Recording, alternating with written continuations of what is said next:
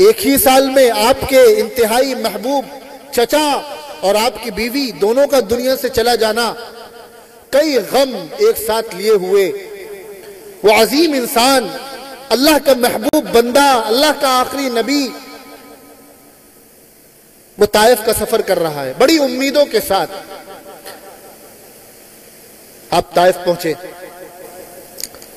الگ الگ قبیلوں کے الگ الگ سردار تھے، ان کے سامنے اپنا پیغام پیش کیا، کلمے کی دعوت پیش کی۔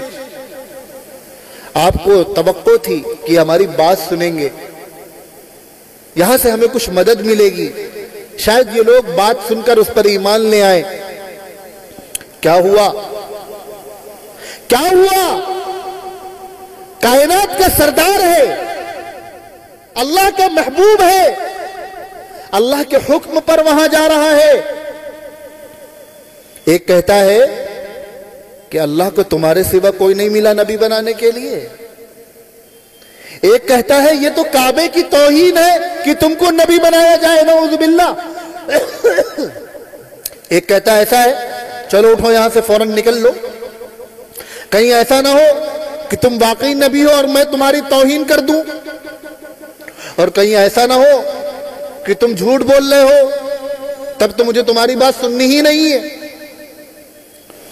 ایسے طعنے دیے گئے ہیں رسول اللہ صلی اللہ علیہ وسلم کو، آپ انتہائی ٹوٹے دل کے ساتھ واپس ہو رہے ہیں۔ صرف طعنے نہیں دیے گئے، ان مکے کے سرداروں نے وہاں کے شرارتی نوجوانوں کو آپ کے پیچھے لگا دیا کہ آپ پر پتھروں کی بارش کریں۔ آج محلے میں کوئی پاگل جس کی عقل کم ہو، وہ الٹی سیدھی حرکتیں کرتے ہوئے ٹہلتا ہوا نکل جائے تو جس طرح بچے نوجوان اس کو تماشا بنا لیتے ہیں، اس طرح رسول اللہ صلی اللہ علیہ وسلم کا تماشا بنایا گیا، آپ کو ذلیل کرنے کی کوشش کی گئی، اور آپ پر ایسے زبردست پتھروں کی بارش ہوئی ہے کہ آپ کا پورا بدن زخمی ہو گیا۔ آپ کے ساتھ آپ کے آزاد کردہ غلام حضرت زید، وہ بھی زخموں سے چور ہو گئے، اور ایسے شدید آپ پر پتھروں کی بارش ہوئی کہ آپ کے نالین مبارک، آپ کے جوتے خون سے بھر گئے۔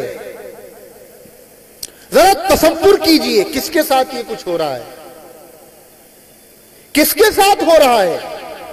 جس کے صدقے میں کائنات بنی ہے اس کے ساتھ ہو رہا ہے، جس کے صدقے میں جنت ملے گی اس کے ساتھ یہ کچھ ہو رہا ہے۔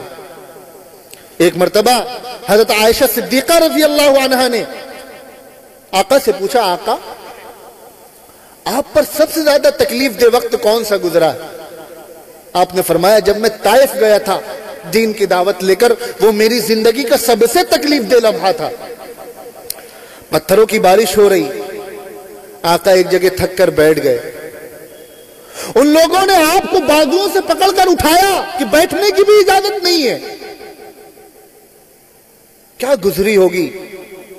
وہ موقع ہے جب وہاں سے نکل کر ایک جگہ پر آقا نے وہ دعا فرمائی ہے، اور اس دعا کے وہ تاریخی کلمات ہیں جو پہاڑ کے سینے کو بھی چیر دیں۔ آقا نے فرمایا، اے اللہ، آپ نے مجھے کس کے حوالے کر دیا ہے؟ میں کمزور ہوں، میں ناتواں ہوں، میرے اندر یہ سکت نہیں ہے، ان لوگوں کو آپ نے میری زندگی کا اختیار دے دیا ہے، یہ کیا کر رہے ہیں میرے ساتھ؟ آپ نے یہ اللہ سے پہلی مرتبہ شکوہ کیا ہے، اور پھر فوراً بندگی کا اظہار ہوتا ہے، میرے رب ان تکلیفوں کے باوجود اگر آپ مجھ سے راضی ہیں تو مجھے کوئی پریشانی نہیں، ان تکلیفوں کے بعد اگر آپ مجھ سے راضی ہیں تو میں بھی راضی ہوں۔ عجیب و غریب الفاظ ہیں اس دعا کے۔ ان آزمائشوں کے بعد، اس امتحان کے بعد اللہ کو اپنے محبوب پر پیار آیا، اور اللہ نے اپنے محبوب کو معراج پہ بلایا۔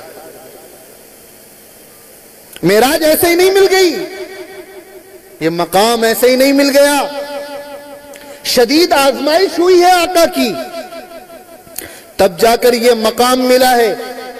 اور پھر جو اللہ نے مقام عطا فرمایا ہے، آپ آرام فرما رہے اپنے حجرے میں، حضرت جبرائیل فرشتوں کی ایک ٹیم کے ساتھ آ رہے، چلیے آپ کا بلاوا آیا ہے، آپ کو مسجد اقصیٰ لے جایا گیا، تمام نبیوں کی امامت فرمائی ہے آقا نے، سارے نبی آپ کے مقتدی بنے ہیں وہاں پر، تبھی تو آپ کا لقب پڑا ہے امام الانبیاء۔ اس کے بعد پھر ساتوں آسمانوں کا سفر، سدرۃ المنتہا، جنت جہنم کی سیر، پھر اللہ کے پاس جانا اور اللہ سے ہم کلام ہونا، پھر نماز کا تحفہ ملنا۔ ان آزمائشوں کے بعد یہ مقام ملا ہے رسول اللہ صلی اللہ علیہ وسلم۔